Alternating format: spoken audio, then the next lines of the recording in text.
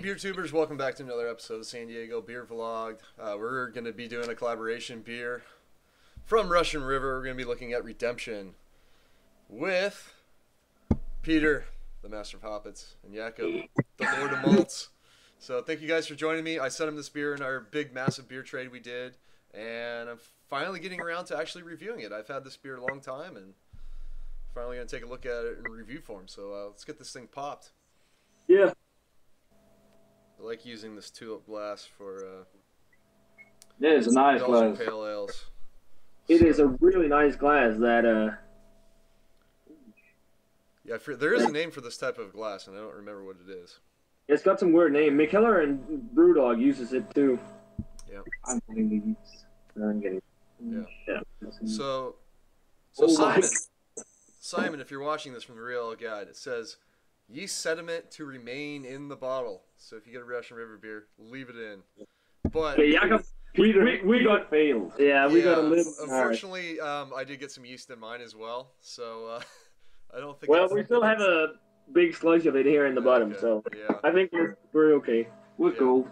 We're golden, like the beer. Exactly, it's a very pale golden, like straw color. Yeah, before we just when we started pouring it, you had this like real clear golden yellow color. Pale lager color. I'd say pale lager, maybe a little exactly. bit more, but yeah. Fluffy white head. And then when the yeast sediment hit, it just turned to a copper. Well, I think that's a light too, because if you don't hold it up to the light, it's just a really murky yellowish. Yeah. Oh, Real nice head on there. Real bright white head. Yeah. But let's get the nose on it. Let's get up. Oh, bright fruits.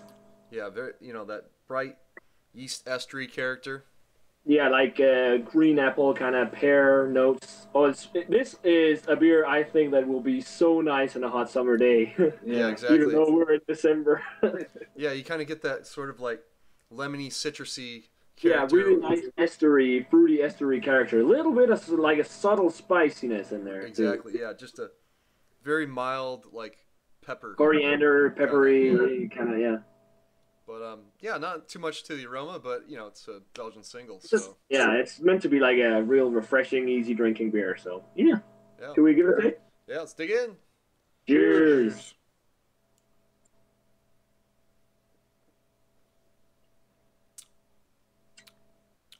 That's basically what the bottle stated. Yeah, I mean it's single, super refreshing. very clean. Yeah, crisp. Yeah, I was actually just about to say crisp when you said clean, but yeah, real nice, clean, crisp kind of mouthfeel. Got some dryness to the mouth too. I'd say the body is like a light to medium, lighter side of medium maybe. Nice character of like a lemony apple pear kind of flavor to it. Yeah, I mean it's up front. It does have a little bit of sweetness, I think, to it though. Yeah, a little bit of a like sweet maltiness to it too. Yeah. And the aftertaste, you get some of the pepperiness. And some white grapes out of it. Yeah.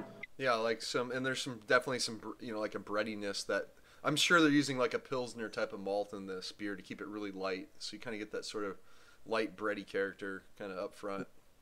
I think that the kind of spicy peppery note lingers actually for a solid amount of time. It's actually quite nice. Yeah, it dries out. It's pretty dry beer. Yeah, and you get that lingering, little slight pepper notes, and I get even a little bit of a citrus lingering character. A little bit of that lemony character as well. Yeah, it actually kind of reminds me of something like the Trappist singles. I've only had two Trappist singles. I've had the Westmaler Extra and the Westblättern Blonde. But if you have to compare it, have you had the La Trappe? Oh yeah, the Trappe too. They have one called Pur, I think it's called. But kind of like those, or if you haven't had any of those, then think of I'd say a very lighter, a much lighter version of Duvel, for example. Yeah, I can see that. La Trappe Blonde for that matter. Yeah, see, I haven't had the opportunity to have any of those beers yet. So I mean, this is about as close as I've gotten to an authentic Trappist blonde ale. Yeah. Okay. But. Actually, the more you drink it, I think you get the more like that citric kind of quality to it, and you get more of the fruity esters. and the spice lingers more on the back of the palate. I get quite a decent amount of that pear and apple and white grape. Yeah, for me the dominant flavor would be the pear and the white grape with Citric note, the yeah. citric note first, and then the white grape and pear Yeah. kind of following.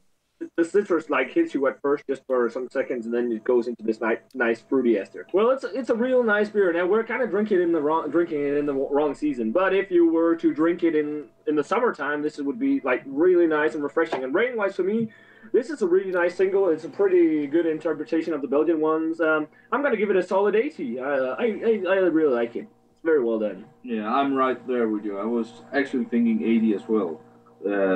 It's drinkable. It's a little watery, but in the summertime, this would be an awesome beer. Right now, you're just craving some dark imperial stouts. But yeah, 80. Similar to you guys, I'm going to go with the straight up B. I think it's definitely above average beer. Highly drinkable stuff. I think there is enough character going on, that it has some complexity to it. But, yeah. Like I said, I can't compare it to the authentic Trappist beers, but to me, it's kind of in the same class, maybe a little more lemony. Okay, so yeah, I mean that's kind of what I've heard. It's sort of close, but kind of an American kind of take on it, the style, which you don't see a lot of. So I like that Russian River does brew this beer, and makes a great summer beer. Or just anytime you want something really refreshing. So yeah, it's gonna wrap it up for Russian River Redemption. So thanks to Peter and Jakob for joining me on this international collaboration review. We'll figure out the next beer, which we might have, and we'll probably be doing something from their neck of the woods for our next collaboration review. So check out Peter's channel. Until next time, comment, subscribe, all that stuff, and cheers, guys. Cheers.